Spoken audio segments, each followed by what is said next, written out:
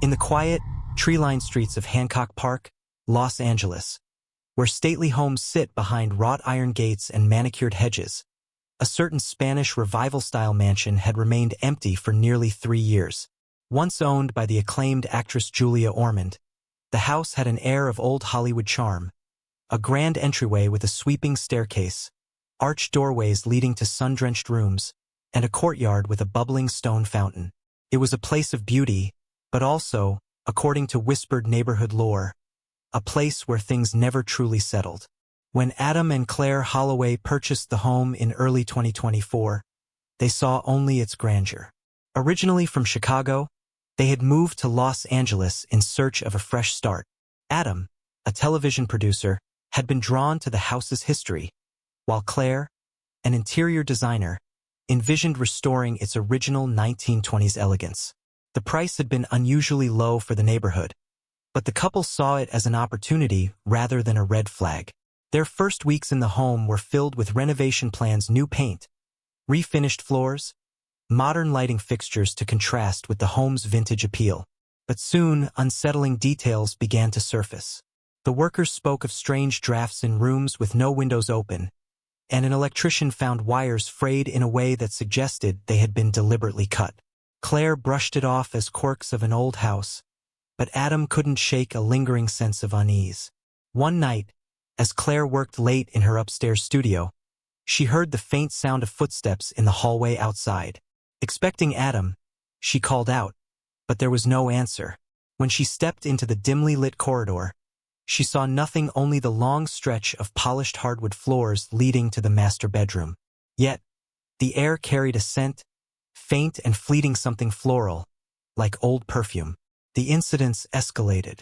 A chair in the dining room would shift positions overnight. The old chandelier in the foyer would swing gently, even when the air was still. The couple's cat, Maisie, refused to enter the sunroom, where morning light cast strange shadows through the arched windows. But the most disturbing occurrence happened 2 months after they moved in. It was past midnight when Adam awoke to a sound soft at first, like murmuring voices.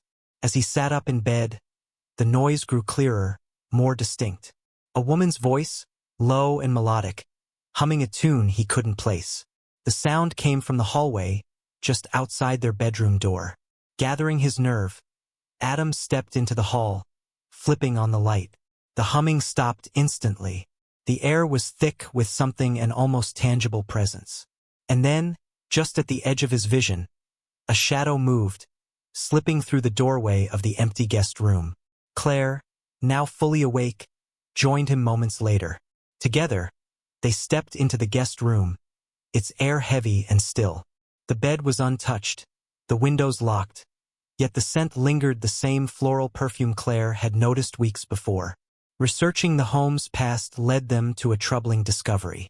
The house had once belonged to a woman named Evelyn Harper in the 1940s, an aspiring actress who had vanished under mysterious circumstances. Her disappearance had never been solved, and though there was no official record of wrongdoing, whispers suggested she had never left the house at all. Determined to reclaim their home from whatever lingered within its walls, the Holloways brought in a historian and, later, a medium. What they uncovered was chilling. Evelyn's presence was strongest in the guest room, as if she was waiting for something or someone. The medium claimed she was not a malevolent force, but a restless one.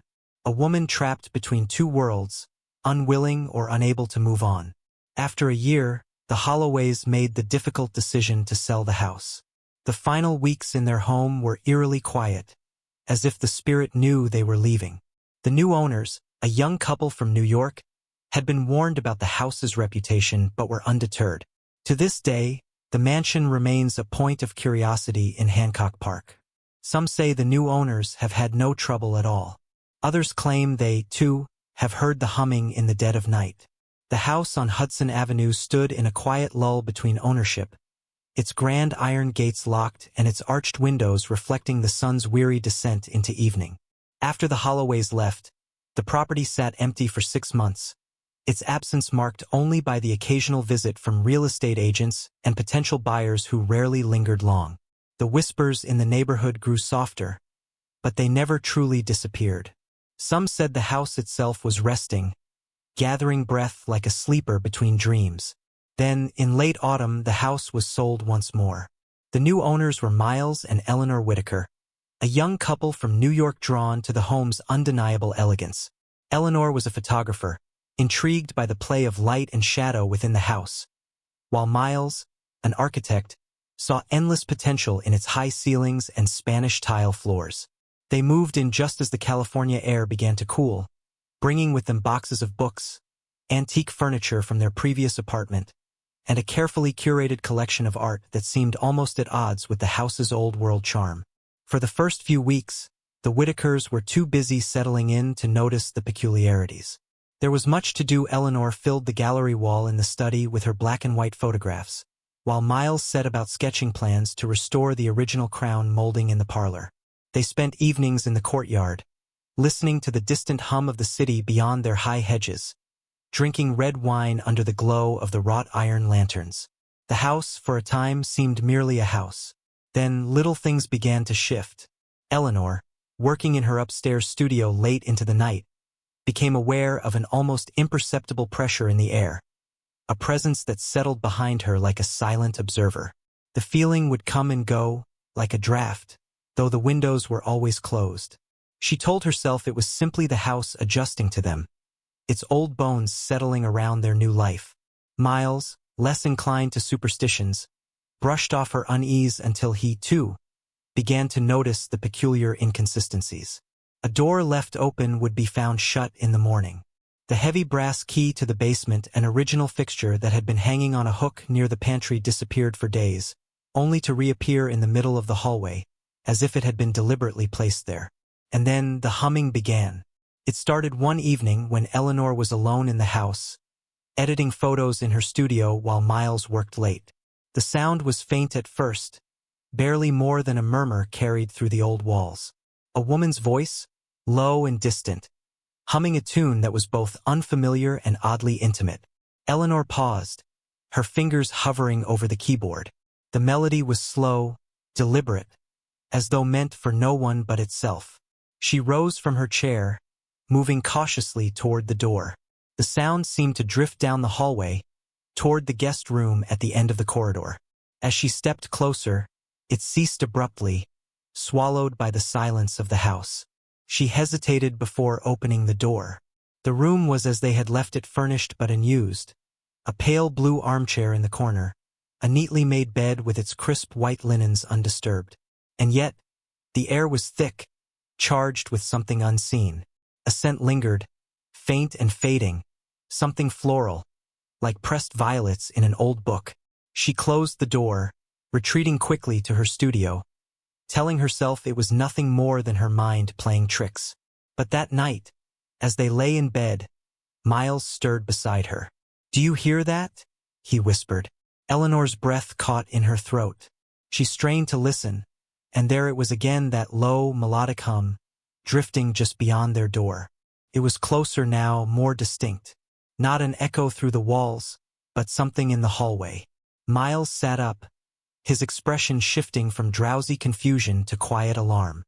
He swung his legs over the side of the bed and stood, moving toward the door with the kind of measured certainty that came from disbelief fighting against instinct.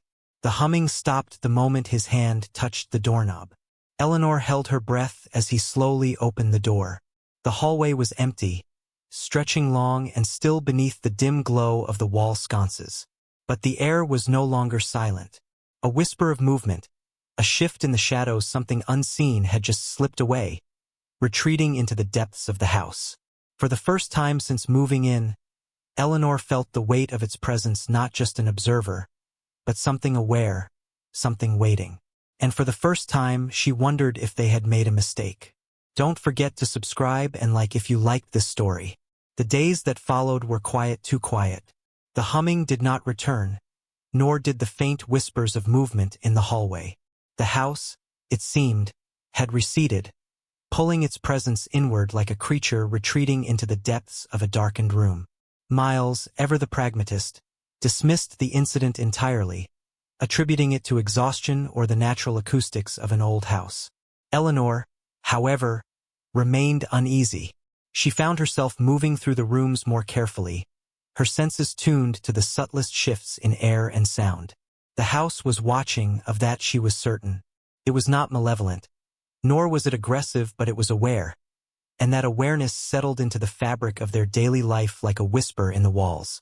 Then, one evening, as Eleanor prepared dinner in the sprawling kitchen, an elegant space with marble countertops and a vintage stove that had once belonged to the house's original owner, she noticed something peculiar. The air had grown cool, unnaturally so. The windows were shut, and yet the draft moved against her skin with a deliberate, creeping touch. She turned toward the doorway leading to the dining room, expecting to see Miles passing by. But the room was empty, and then the chair at the far end of the dining table, an old, high-backed piece that they had brought from New York, moved. Not a shift, not a creak of settling wood, but a slow, deliberate slide across the hardwood floor. Eleanor's breath hitched. The chair scraped softly, its legs dragging no more than an inch before coming to an abrupt halt. The sound, though quiet, was impossibly loud in the stillness. She took a step back. The silence stretched, pressing down on her with a weight she could not explain. The house was testing her now, pressing against the edges of her understanding, seeing how far it could reach before she turned away. She forced herself to breathe. She would not give in to fear, not yet. That night she said nothing to Miles. Days passed. The strangeness of the house became a part of their routine, an undercurrent that neither of them addressed outright. Miles worked late more often, his architectural firm deep in the middle of a demanding project, and Eleanor found herself alone in the house for long stretches of time. It was during one of those long, solitary evenings that she decided to explore. She had avoided the guest room since the night she first heard the humming, but now, something in her pushed forward, an almost compulsive need to step inside, to confront whatever lay within. She waited until the last of the daylight filtered through the leaded glass windows, casting fractured patterns across the hallway. The door was slightly ajar, as it always seemed to be, no matter how many times she closed it. Pushing it open, she stepped inside. The air was different here, heavier. Still, the bed remained untouched, its crisp white sheets immaculate. Yet Eleanor could not shake the feeling that someone had been here. The curtains, sheer and pale against the dark wood trim, swayed slightly, though there was no breeze. The floral scent was fainter now, but present, a whisper of something that did not belong to her, nor to the house as she had come to know it. Then she saw it, the mirror above the vanity. It was an antique piece, part of the house's original furnishings, an oval mirror framed in dark mahogany, its surface slightly warped with age. She had paid little attention to it before, seeing it only as another relic of the past. But now, as she moved closer, something about it unsettled her. The reflection was wrong. Not distorted, not broken, but off. She saw herself, yes, her dark hair loose over her shoulders, her sweater draped loosely around her frame, but the background was subtly different. The curtains in the mirror were still, though they swayed gently behind her in the real room. The bed's linens looked softer, as though someone had sat there just moments before. And then, a shadow moved in the reflection. Not behind her, not in the real room, but within the mirror itself. It was subtle at first, a shift at the edge of her vision. A figure just beyond the frame, stepping forward slowly, deliberately until Eleanor could make out the faintest suggestion of a silhouette. A woman. She did not turn around. Her breath caught in her throat, her pulse a slow, thunderous drum in her ears. The figure did not move closer, did not speak, did not reach for her. But it was there, watching, waiting. Eleanor's hand trembled as she lifted it, reaching toward the mirror, her fingers hovering just above the glass. And then, in the silence, a single breath not her own whispered against the back of her neck. The lights flickered, and the humming returned. Eleanor's breath came in short, shallow bursts, the air around her thick and unmoving. The humming was soft at first, a whisper of melody rising from the depths of the house. It was no longer distant, no longer something that lingered just beyond reach. It was here, behind her, filling the room like the warmth of a living presence. Her fingers, trembling and weightless, remained inches from the mirror's surface. The reflection had changed just subtly enough to unnerve her. The shadowed figure behind her was clearer now, taking on the shape of a woman, her form barely defined by the wavering glass. There was no face, no discernible features, only the overwhelming impression of something watching. The humming continued, low and rhythmic, vibrating in the silence between her breaths. Eleanor could not move, could not tear herself away, and then the mirror changed. The reflection rippled, as though the glass were water disturbed by an unseen touch. The shape in the mirror shifted, the dark form moving closer, not in the room, but within the glass itself. Eleanor felt something cold curl around her wrist. Not physical, not tangible, but real. A whisper, not a voice, but a pressure against her skull. A sensation of words forming without sound. "Help me," Eleanor gasped, the spell of stillness broken. She stumbled backward, her hand clutching at her wrist as if she could wipe away the sensation. The humming ceased, cut off as abruptly as if someone had slammed a door. The air felt thinner now, lighter, as though the weight of something had momentarily lifted. She ran. Through the dimly lit hallway, down the grand staircase, past the silent dining room and the stillness of the courtyard beyond. She ran until she reached the foyer, where the heavy wooden door stood shut, as immovable as stone. Her fingers fumbled at the lock, twisting it open with frantic urgency. The door swung wide, and suddenly, she was outside, gasping in the cold night air. The world felt different here, untainted by the house's presence. The distant hum of the city felt reassuring, grounding her in the reality she had momentarily lost. It was several minutes before she realized she was not alone. Miles stood at the end of the driveway, keys in hand, staring at her with confusion and concern. He had just arrived home from work, the headlights of his car still glowing in the dark. "Eleanor?" he called, stepping forward. "What the hell is going on?" She opened her mouth to answer, but the words failed her. Instead, she turned and looked back at the house. From the outside, it was as beautiful as ever, the warm stucco walls bathed in moonlight, the Spanish-tiled roof standing in quiet dignity against the night sky. The windows reflected only darkness. No movement, no signs of what had just transpired.